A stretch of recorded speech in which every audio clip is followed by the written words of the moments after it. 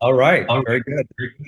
So our So, our today we're covering the New Testament text. So we'll be looking at Romans 1, and then also considering First Corinthians 6, 9. Those are the two clobber texts. There's another clobber text in First Timothy, but if we covered First Corinthians 6, 9, it covers that because it's just the same word. So no need to cover that as a separate text. And we'll also be looking at First Corinthians 11, 2 to 16 as part of our consideration of Romans, you'll see. So two parts today, basically. The first is Paul's take on pagan sexual crimes from Romans 1, verse 18 to 32. So if Leviticus is the biblical bedrock for the clobber text, Romans 1, 18 to 32 takes the prize for length and clobber power.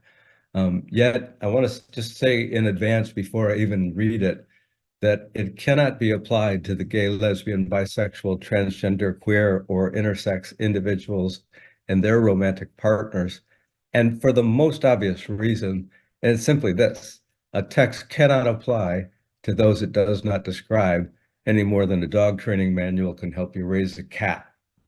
So Paul in Romans is writing to persuade the Gentiles affiliated with the synagogues in Rome and the Jesus gatherings, probably affiliated with the synagogues as well. He's writing to urge them to abandon their idol worshiping ways. Of all the letters of Paul, he didn't found the church in Rome, so he's writing at a distance. He's not writing from personal knowledge of the church in Rome or the gatherings in Rome. So he opens the rhetorical fashion of antiquity with a diatribe, which is making an argument by way of negative illustrations. His themes are not particularly original. Many of his themes in this section appear in the Wisdom of Solomon, which is part of the Catholic and Orthodox canon of Scripture. Wisdom of Solomon was written by another Greek-speaking Jew roughly 100 years before Paul wrote Romans, so he's probably familiar with it. The focus of Paul's diatribe is idolatry, the root of all other evils, especially sexual crimes. As it says in Wisdom 14:12, for the idea of making idols was the beginning of sexual immorality, and the invention of them was the corruption of life. So in Jewish understanding, idolatry comes first, and then all of this bad fruit emerges from idolatry. So it's a cause and effect relationship. Idolatry leads to these sexual crimes. In Romans 1, there's a lot of describing going on, and the question is, who and what is it describing? Let's see. Let's take a look. For the wrath of God is revealed from heaven against all ungodliness and wickedness of those who by their wickedness suppress the truth. For what can be known about God is plain to them because God has shown it to them. Ever since the creation of the world, his eternal power and divine nature, invisible though they are, have been understood and seen through the things he has made. So they are without excuse, for though they knew God, they did not honor him as God or give thanks to him, but they became futile in their thinking, and their senseless minds were darkened. Claiming to be wise, they became fools, and they exchanged the glory of the immortal God for images resembling a mortal human being, or birds, or four-footed animals, or reptiles.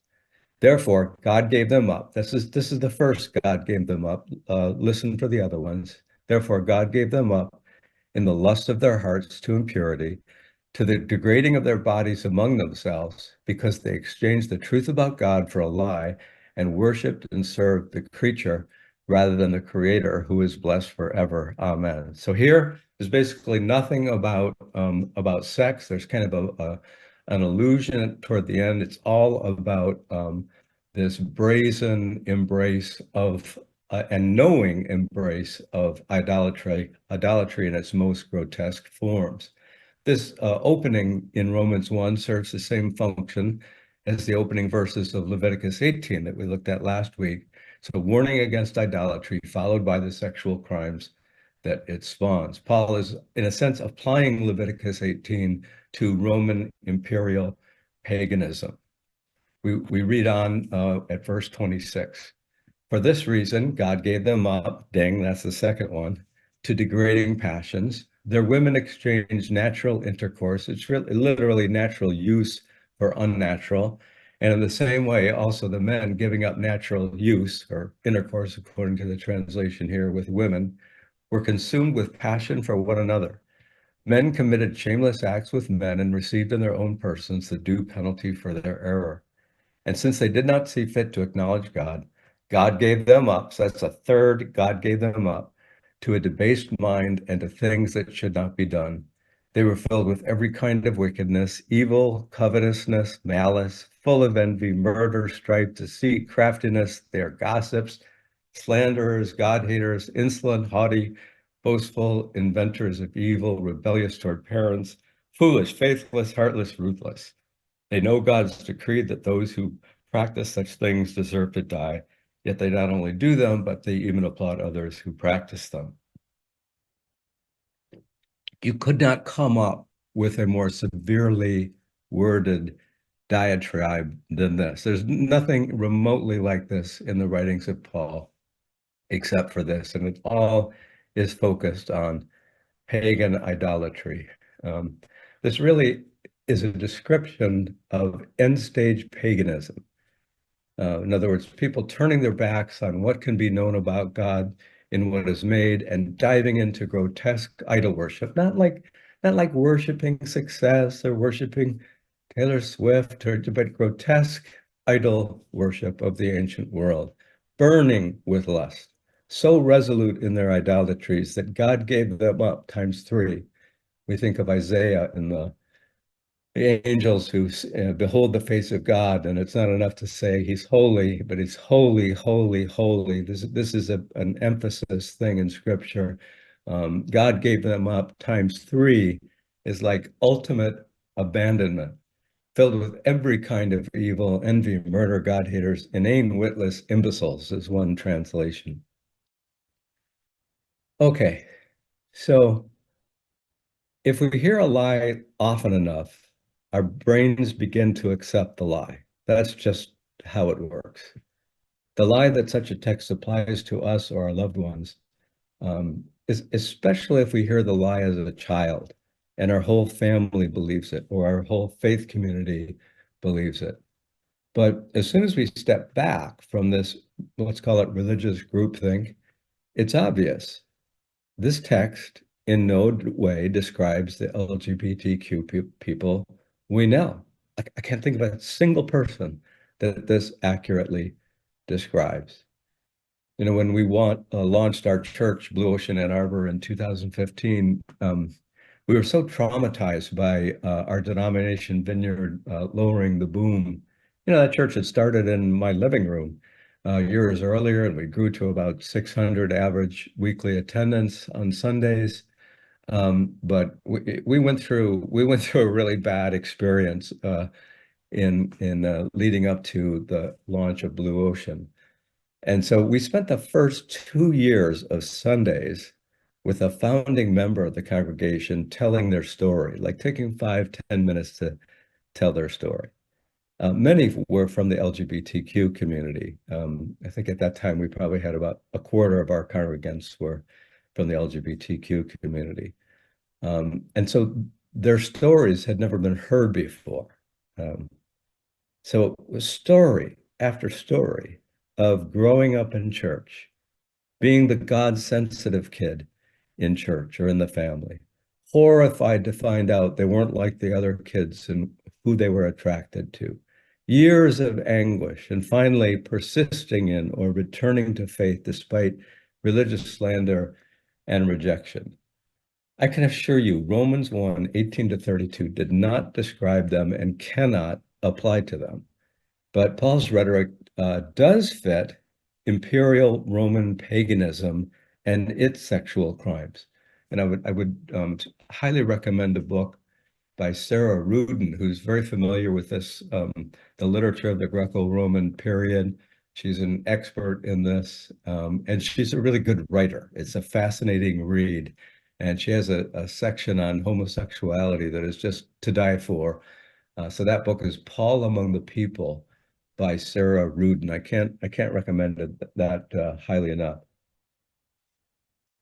So what were the examples of imperial Roman paganism spawning these sex crimes? Well, there would be temple sex, as is the case in Leviticus 18. The ancient gods had life stories, and worship in pagan temples often reenacted elements of their life stories. So Zeus, king of the gods, had a sexual liaison with his young male consort Ganymede. So the male prostitutes would be reenacting this part of this life story of Zeus and Ganymede in temple prostitution. Pederasty was a commonplace in antiquity. In pederasty, older men mentored underage males, boys, in exchange for sexual favors. The men's wives would have been loose after several childbirths. The older boys were stand-ins for tight females. And once the boys passed puberty, they were no longer useful to the pederast. So this was just Plato was a pederast. This was a thing in Greco-Roman society. Roman orgies were all-male drinking parties conducted under the auspices of Bacchus, the god of the orgy, with a few women present for entertainment. The orgies would spill into the streets with the partygoers parading with phalluses on poles to show off their virility. In Latin, virility and virtue share the same root. So phallic penetration was like arm wrestling. It was a way to demonstrate male dominance over other males. It's no accident that one of the online erectile dysfunction companies is called Roman. So the sexual exploitation of slaves, of course, the ancient world, the Greco-Roman society. I mean, there were just an extraordinary number of slaves, and wherever slavery is tolerated, the sexual abuse of slaves is endemic. Women and men raped at will, often as a display of master dominance of power over the other. So an evangelical New Testament scholar, Scott McKnight, not a progressive, not a liberal scholar, but an evangelical New Testament scholar, Scott McKnight, sums it up. He says, "I am of the view that Paul's strongest words about same-sex relations were most likely directed at married males carousing with boys, prostitutes, and slaves." So all of these practices would, of course, been abhorrent to Paul, a Jewish sage, not just because the practices were exploitative and degrading, which they were, but because they were born of idolatry in his mind. Not the mild, nature-centered modern paganism, that we may be familiar with, but the paganism of empires that colonized and oppressed Israel over many centuries. Paul and his people Israel suffered horrible things under the oppression of imperial paganism, in this case, Roman imperial paganism. So I had dinner with a well-known evangelical theologian, a New Testament scholar, after my book, Letter to my Congregation, came out. It would have been in the beginning of 2014. Actually, it's like the 10th anniversary of releasing it in a couple of days. And this well-known evangelical theologian, we had dinner together. He opens with praise for my book, especially my pastoral heart for gay people. Now I learned that this is kind of like this is not good news when they start praising you for that. So I asked him, well, where are you at with this? Like, where are you at? He was on a faculty, and he was also an elder in a church system. I was looking for allies, and there was a little moment in 2014 where it looked like some evangelical churches could become affirming. So he did the soft evangelical song and dance. He knows and loves gay people. There are gay people in his church, etc. I asked, yes, but what are your policies? Do you discriminate or not? And well, I pull it out of him. Yes, they do. Then things get a little, say, heated in the conversation. I say, how can you read a text like Romans 1 to a gay congregant you love as though it applies to them? He offers the scholar dodge, which is, this is common. Well, it's not written for that purpose. I don't use this text to condemn gay people. Right, I said, but you ground your harmful policies in this text. Romans 1 is one of the go-to texts for justifying discrimination against LGBTQ people. That sends a message to gay people. Romans 1 applies to me, otherwise, why use it to justify policies aimed at me? You're using Romans 1 to stigmatize a vulnerable group of people. At this point, he objects. He's like, Ken, you're stigmatizing me now. And this kind of backs me up because I have a lot of respect for this guy. I like him as an ally. I don't want to get on his bad side. And so that really makes me pause. And then I realized, he's comparing the suffering of LGBTQ people in religious spaces to my criticism, rather mild criticism of his theology. And, he's a scholar. We're supposed to be able to go back and forth on this stuff.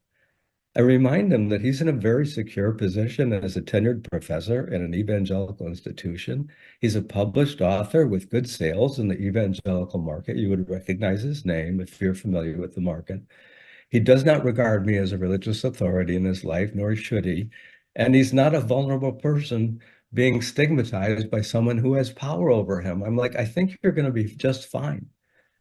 So this is just a common thing that people want to have it both ways with Romans 1. They recognize the severity of the language and the fact that it doesn't in any way describe any sexual or gender minority that anyone knows, but they still want to use it as the basis for their policies.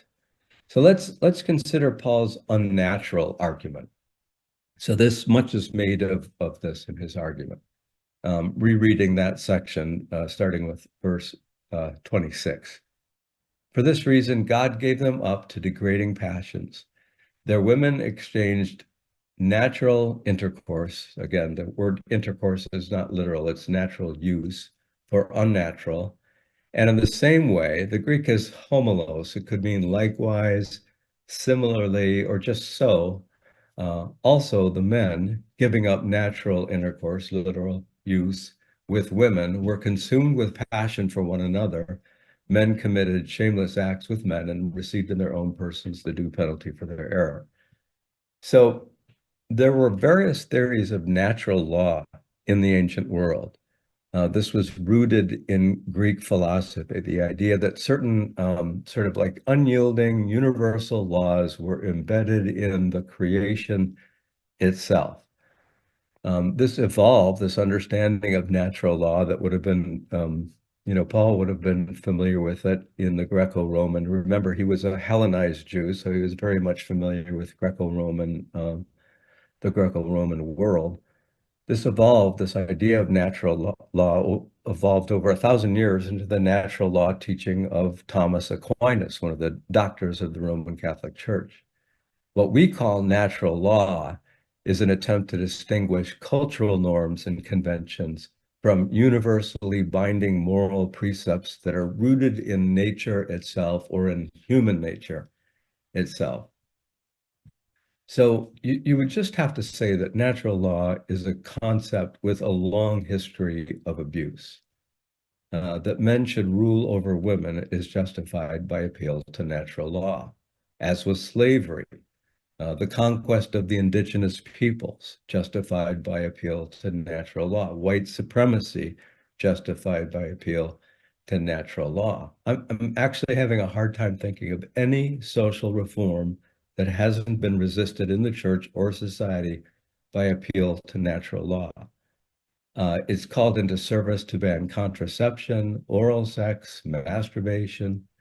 Lawyers argued natural law to oppose marriage equality before the Supreme Court.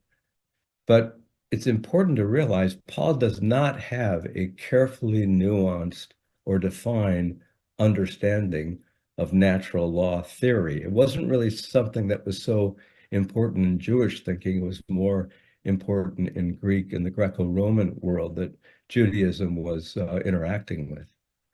So when Paul is writing to the Roman colony in Corinth in 1 Corinthians, Paul argues that God is the head of Christ, which actually is a non-Trinitarian view, that Christ is the head of men, and men are the head of women, and women should cover their heads in worship because of the angels. So it's an appeal to the order of nature, the order of the creation. There's not a single scholar that can tell you what it means that women should keep their heads covered because of the angels. It's kind of hilarious. Excuse me. Then Paul adds, and this is in verse 14 of 1 Corinthians 11, does not the very nature of things teach you that if a man has long hair, it is a disgrace to him, but that if a woman has long hair, it is her glory? For long hair is given to her as a covering. If anyone wants to be contentious about this, we have no other practice, nor do the churches of God. So he's making an appeal to universal practice here. And so here, nature, in Paul's understanding, really means something like universally accepted social practice. In this case, it's one that undergirds the entire Roman system of social hierarchies. Remember, Paul's message is undermining of the Roman system, because Paul is declaring that Jesus is Lord, which means, and Caesar is not. And so he knows that the core of his message is extraordinarily unsettling for the Roman system, and so he wants to kind of like contain that, just for the safety of the synagogues and the little Jesus outposts within those Roman colonies, not to bring the wrath of Rome. So he kind of makes an argument to basically, reflect this Roman very, very strict understanding of hierarchy. Obviously, the natural argument can be turned on its head, that it is unnatural for people to have sex with those they are not sexually attracted to, or that many gay people were born gay, and to either live celibate or marry straight is unnatural. Children of a certain age consider it entirely unnatural, gross, repugnant that their parents would have had sex to conceive them. I can remember coming home from Bow Elementary School in Detroit and telling my friend what I'd learned, and he was like, "My dad would never do that to my mom. It's gross." Later, they consider sex a more natural thing to do. So in short, there's plenty of evidence that Paul is opposing the Roman culture of phallic dominance and abuse of slaves, lower status men, and pre-adolescent boys. Applying it to those it doesn't describe is it's pastoral malpractice. It's biblical interpretive malpractice. There's no justification for it. Okay, that's Romans. Now on to part 2, how bad translations corrupt the text. We're going to look at 1 Corinthians 6:9. Now there's a similar text in 1 Timothy 1:10, but it involves the same word. So if we deal with 1 Corinthians 6:9, we've knocked off another clever text along the way. So there you go. So 1946. 1946, that's when an English translation of the Bible employed the term homosexual in a translation for the first time. It didn't happen until 1946. It's in the RSV translation. I'll read it. Do you not know that the unrighteous will not inherit the kingdom of God? Do not be deceived, neither the immoral, nor idolaters, nor adulterers, nor homosexuals, nor thieves, nor the greedy, nor drunkards, nor revilers, nor robbers will inherit the kingdom of God, and such were some of you. So that's the first time in any English translation that the word homosexual is used to translate that or any other verse in the Bible. So you would be familiar with the RSV. The Revised Standard Version was translated by a committee of scholars. So the most trusted translations into English tend to be done by a committee of scholars, and the scholars have ties to various Christian institutions. I think the RSV was connected to the National Council of Churches, which includes the Episcopal Church in it. So the RSV the New Revised Standard Version, the New International Version. These are all examples of committee translations. The RSV was the first major committee translation of the Bible into 20th century American English. So it plays a very, very prominent role in the history of translations. As such, it had a major impact on subsequent translations. So when in doubt, later translators deferred to the RSV, and they would do that especially around controversial issues. So the best-selling New International Version followed suit. So the New International is the best-selling translation. It's more like an evangelical translation.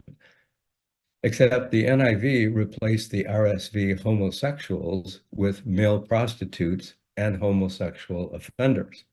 Because in the original Greek, there are two words, malakoi and arsenokoitai. Hope you can get that in the chat, just so you can get your eyeballs on those two Greek words transliterated into English. Malakoi and arsenokoitai.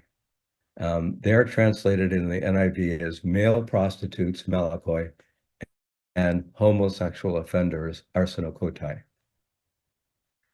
Listen to the problems that the translators have known about for decades regarding arsenokoitai.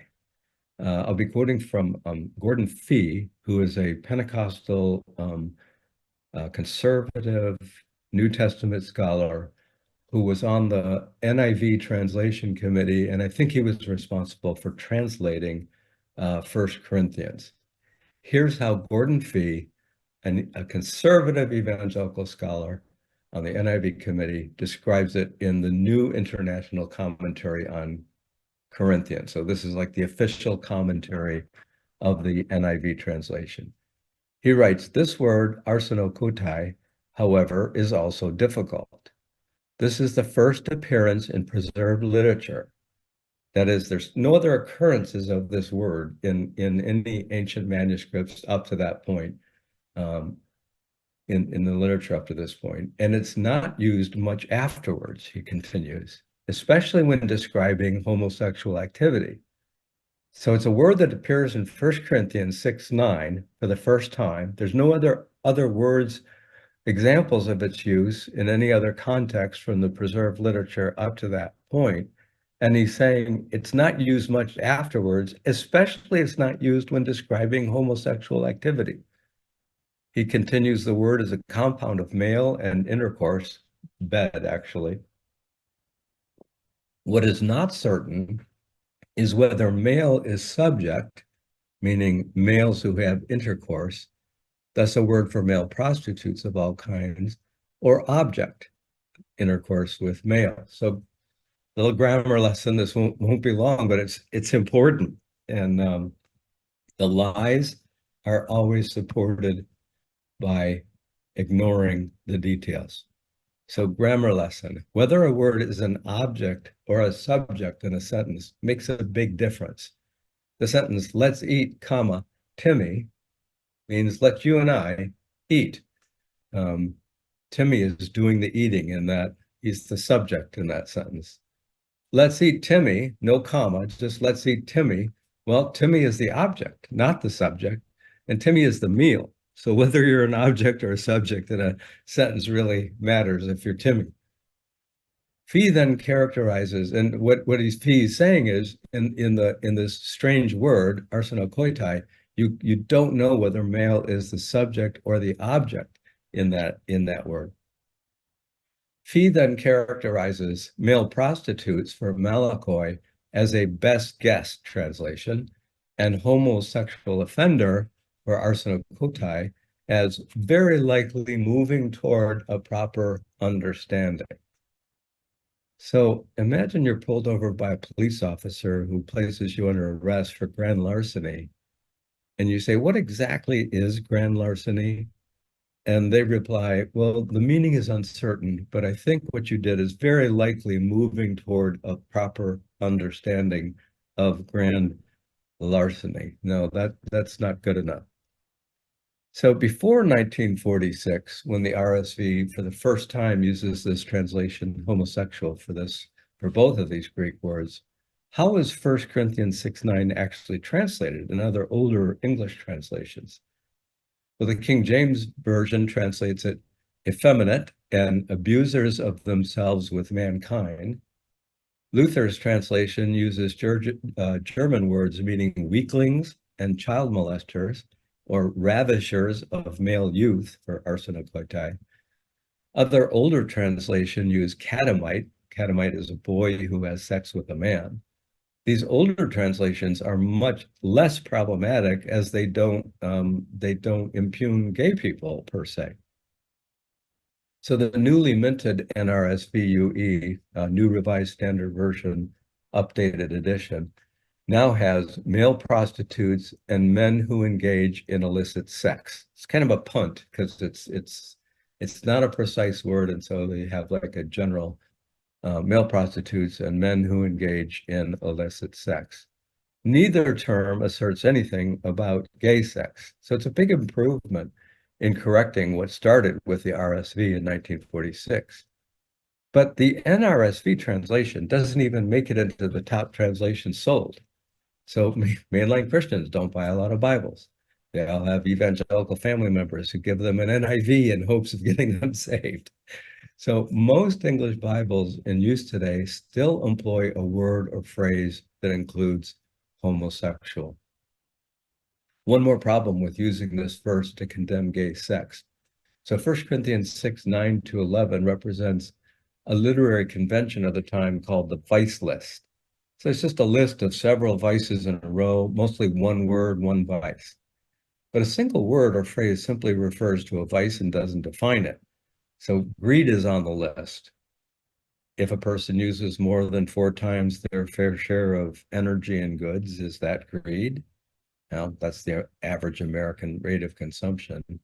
So, a word in a vice list doesn't really help us to define what the vice is. It just refers to the vice. A respected Catholic scholar of the New Testament, Luke Timothy Johnson, says this about interpreting vice lists. He writes, "The proper way to read such lists is not to dwell so much on their individual elements as to assess their overall impact. Such lists were based on the premise that wicked people tended to practice all the vices, just as good people practice all the virtues." We saw Paul use this technique in Romans 1, where idolaters do all these horrible things, not just 1 or 2. So we think of as vice lists is here's a list of all the things that can keep you out of the kingdom of God. And let's see, okay, I don't do that, I don't do that. Oh, but that one maybe. That's not how a vice list was used in the ancient world. It was used, as Luke Timothy Johnson to say that wicked people tend to practice all the vices, just as good people practice all the virtues. Different way of understanding a vice list.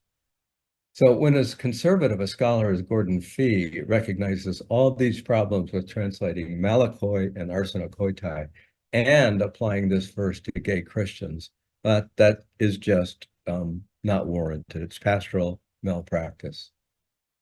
So a few years ago, for the first time, someone did historical research on why the Revised Standard Version chose to use the word homosexual. Turns out the researcher is a friend and colleague of mine, Kathy Baldock.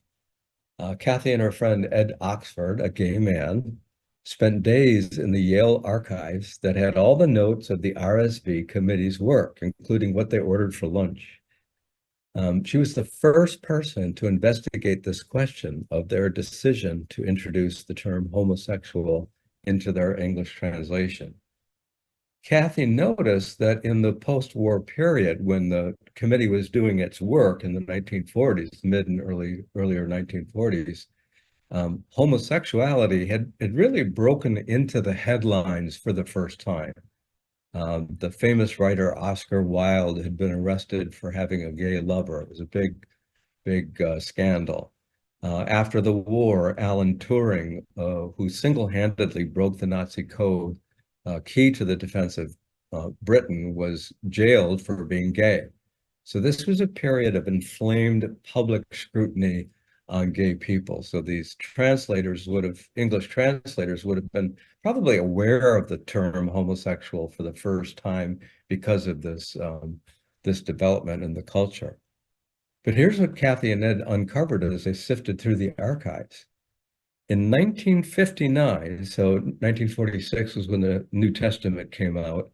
In 1959, 13 years later, a man named David Fearon, Fearon, a 21-year-old Canadian seminary student, wrote a 5-page letter to Luther Weigel, the head of the RSV translation team, very highly regarded scholar, obviously. It's a very prominent position.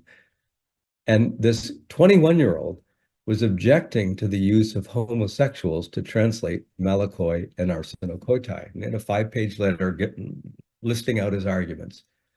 The head of the translation committee for the NRSV agreed with him and wrote back to him. They had a correspondence, but unfortunately, he couldn't correct the error because the window for receiving input on the translation had passed, and there were contractual obligations that kept committee members from publicizing errors. So nothing could be done to rectify this in the NRSV until 1971, several years later. So Kathy was, and remember, it went on to do its damage as other English translations like the NIV used the RSV as their gold standard. So this is a big deal. Kathy was curious, though. Who was this Canadian man? She wondered, I wonder if he was gay. It took her like months and months of searching. She had like a professional search for her, difficult to find people to track him down, and she found him. He was an Anglican priest in Canada. I think by then he was in his early 80s, late 70s. He was a closeted gay man whose lifelong partner had died a few years earlier.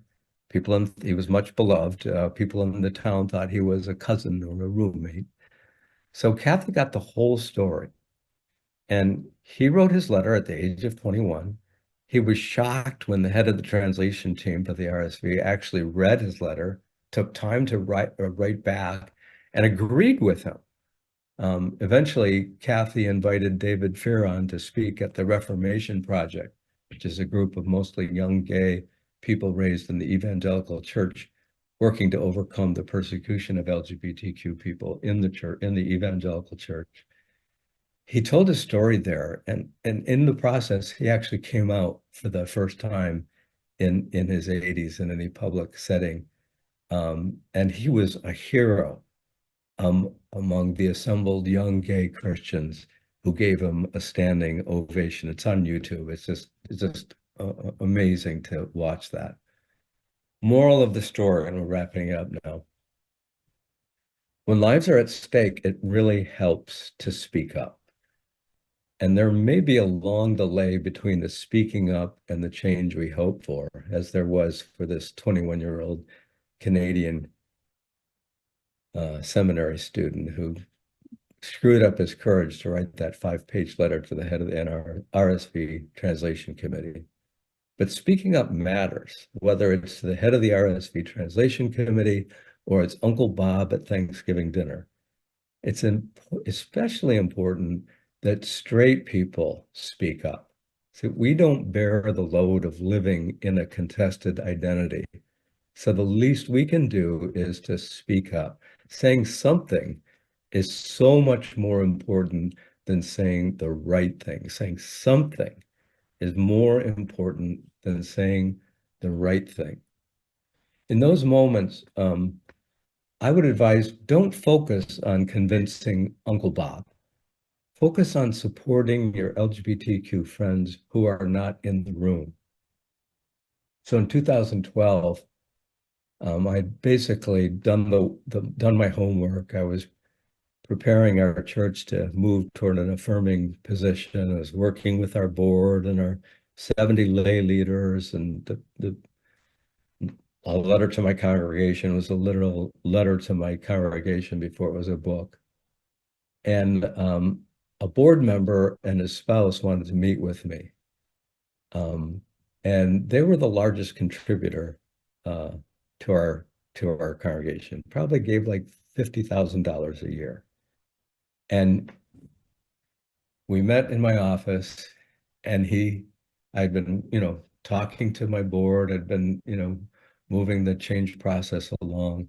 And he asked me point blank, Ken, will you perform a gay wedding? Now, I had every incentive to not answer that question directly. I actually hadn't like officially decided, but in that moment, Lisa Ruby floated into the room. I mean, like in my consciousness. Lisa is an attorney, a no-nonsense person, and she's a gay woman, married. Um, and before I answered that question, I just had an awareness of Lisa was listening to my answer. And I said, I have to admit, the logic of my position is that when the time comes, when I'm asked, I will perform a gay wedding. I know I would have weaseled out if Lisa hadn't floated into the room with me. And so that taught me something really important. And it's don't focus on Uncle Bob in those occasions at Thanksgiving. Focus on your loved ones who are not in the room. And don't forget that in the room, or hearing what happened in the room afterwards, families talk, especially when there's a little juicy thing that happens at the Thanksgiving table. There may be a young LGBTQ person still in hiding, looking for allies in the family. Gay kids don't need private supporters in their families. They need people who will run interference for them. So how will they know you're an ally if you don't speak up? Like something simple. What you're saying is not fair to the gay people I know and love. Or I love you, Uncle Bob, and I know you would do anything for any of us, but I couldn't disagree with you more. By speaking up, saying something rather than nothing, you will embolden other silent supporters who will thank you later for speaking up, and maybe they will pipe up next time, and you can form a little alliance of allies in your family to make it a safer place for its LGBTQ members. So Kathy's research is the subject of a documentary that I highly recommend. I think Chris told me you've got this set up to have a showing of it. It's called 1946, The Mistranslation That Shifted Culture. I watched it. It was fantastic, very moving. And the book title that she's working on is Forging a Sacred Weapon, How the Bible Became Anti-Gay. And that is supposed to be out later in the spring of this year. Forging a Sacred Weapon, How the Bible Became Anti-Gay, 1946, The Mistranslation That Shifted Culture is the documentary based on the book. And I have a link in here to an article that sort of summarizes the 1946 documentary if you want to just read something that's available too. And then I highly recommend Sarah Rudin, Paul Among the People, her chapter on homosexuality. So there we go. I'm done. Back to you. Yeah, I'm so glad someone brought that up because it's very interesting. Remember, we looked at Leviticus 18. There's no mention of female to female, any female to female sexual act. It's all male to male. And if you look at that verse, for this reason, God gave them over to dishonorable passions. Their females exchanged natural use, the most literal, natural use for unnatural. And in the same way also, but again, it's homolos, which has kind of a range of meanings. It could be as simple as so. Giving up natural intercourse with females were consumed with their passionate desires for one another. One of the things that many have observed is that the sexual act for females is it's ambiguous, it's vague, it's not clear what the sexual act is, whereas the sexual act for the males is more clear. It's men having sex with other men. And I think it's quite likely that Leviticus 18 is in Paul's, I mean, this was his Bible. and he's basically bringing his understanding of the Bible to these pagan Gentiles in Rome. And so I think it's not clear that that is a reference to lesbian sex. It could be some other unnatural use of the female.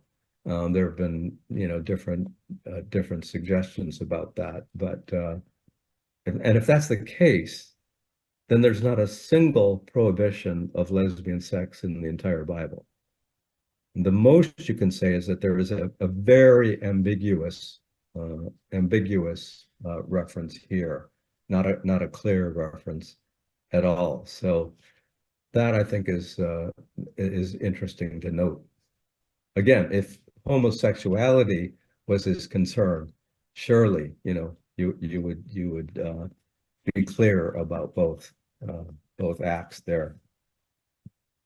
Paul is bringing the gospel to Roman society, and Roman society is like highly hierarchically structured. Like at the top are elite freedmen, and then they're in charge of everyone else, men and women especially.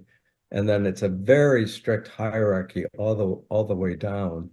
And he thinks that Jesus is coming back any day now, So his goal is not to like change Roman society. He wants to protect his little churches from having Rome come down hard on them. I mean, the synagogues had this special exemption. They didn't have to do obeisance to Caesar, and these Gentiles were in a little more risky position. So I think he's kind of like trying to protect them by reinforcing the Roman hierarchy, And you just got to ask, well, is this like the enduring, is this the enduring ethical standard? No, this is something that is highly dependent on the culture and the time and the circumstances. No one even conceived of anything like an egalitarian marriage relationship at that time. It was impossible to conceive of it in that culture. So that's a big factor. Yeah, I mean, the ancients in general and ancient Jews in particular had a very strong value on procreation. That procreation was kind of like what legitimated sex, right? And so it would be impossible in that society to conceive of men who didn't have sex with women in order to procreate. It was like a civic duty. And of course, the human population at that time was quite small and was, at various points, a famine away from extinction. And so and the economics of things all pointed in the direction of the importance of having a lot of children. And so, yeah, that was like a civic duty. Men were obligated to procreate and to have sex with women in order to create offspring. So that's very much part of the underlying moral rationale there. Right, right. So it wouldn't have been possible to have gay couples, in that kind of a system, because every man had an obligation to be married in order to procreate. So just like history hadn't reached the point where it was possible to have a recognized group of people that we now later called homosexuals and now refer to as gay. Just as it was impossible to conceive of a marital relationship that was a marriage between equals. One of the moral logics for why Paul would have been against a man having anal intercourse with another man is that it would be considered degrading to the receptive partner, because it would make the man in the position of a woman, and a woman in that system was of an inferior status. So it would be degrading to a male to put a woman in a man, another man in the position of a woman by being the receptive partner. And the same did not apply to women. Women who were masculinized, with that, there was nothing wrong with that, because it was based on the strict gender hierarchy. So, the the ethics of any sexual act is highly contingent on the context, and that's why these are so difficult for us to untangle, because the moral logic of the act is kind of beneath the surface, but very much driving the ethics of it. Yeah, I mean, I think I'm not an expert on Islam. I know within Judaism, all the debates that Christians have had their parallel in within Judaism. So Reform Judaism was the first to accept gay rabbis and do same gender weddings.